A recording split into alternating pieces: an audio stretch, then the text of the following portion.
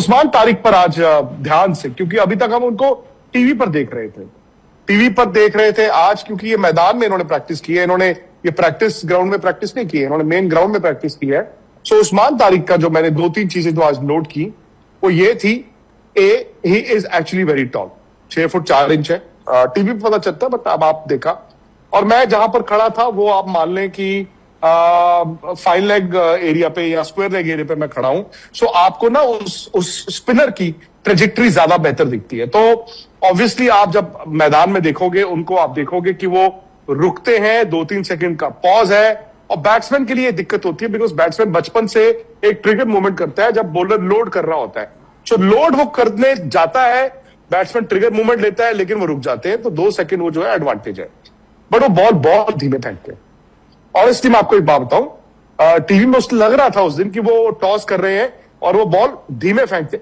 मैंने जो आज देखा है वो एक्चुअली बहुत धीमे फेंकते हैं। I don't know in terms of kilometres की जो स्पीड होती है उसको कहां पर मेजर करेंगे, बट वो ही टू स्लो। जब आप टू स्लो हो तो आपके पास एक ही ऑप्शन रहती है, आप बॉल को टॉस ही करते हो। जो स्लो फेंकेगा वो छोटा बॉल तो नहीं कर सकता, वो तो पिटाई होगी।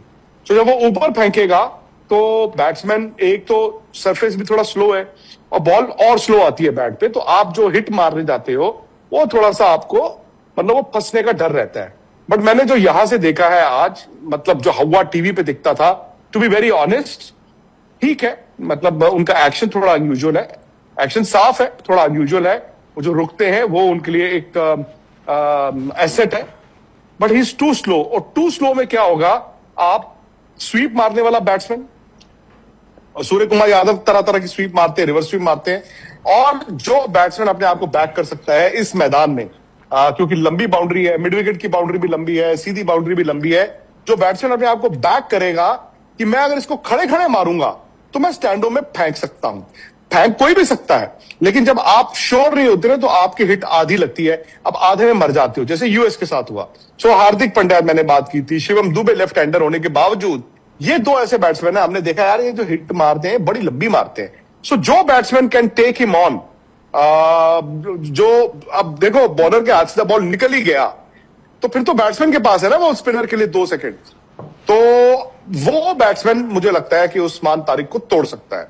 नंबर 2 उनके पास और क्या है, ऐसा नहीं है उसने हर बॉल आके स्लो ही फेंकनी है, वो उसके पास एक लेग कटर है, उसके पास एक कैरम बॉल है, और लेग ब्रेक टाइप एक बॉल फेंकते हैं। बट इतनी ज्यादा वेरिएशन करना इतना आसान नहीं होता, इंडिया पाकिस्तान का मैच है, बहुत ज्यादा तजुर्बा लेके वो नहीं आए हुए हैं।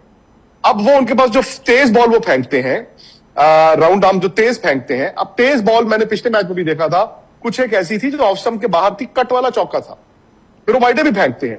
सो माय पॉइंट इज कि जो उस्मान तारिक ऑनेस्टली टीवी पे लग रहे थे वर्सेस जो आज मैंने प्रैक्टिस में देखा है, आई थिंक ठीक है, अच्छे बॉलर है, अच्छा एक्शन है, अनयूजुअल एक्शन है, बैट्समैन को थोड़ा सा वर्क करना पड़ेगा, पर ऐसा भी नहीं है कि नहीं कर सकते, ऐसा नहीं है कि उस बॉलर का तोड़ देंगे।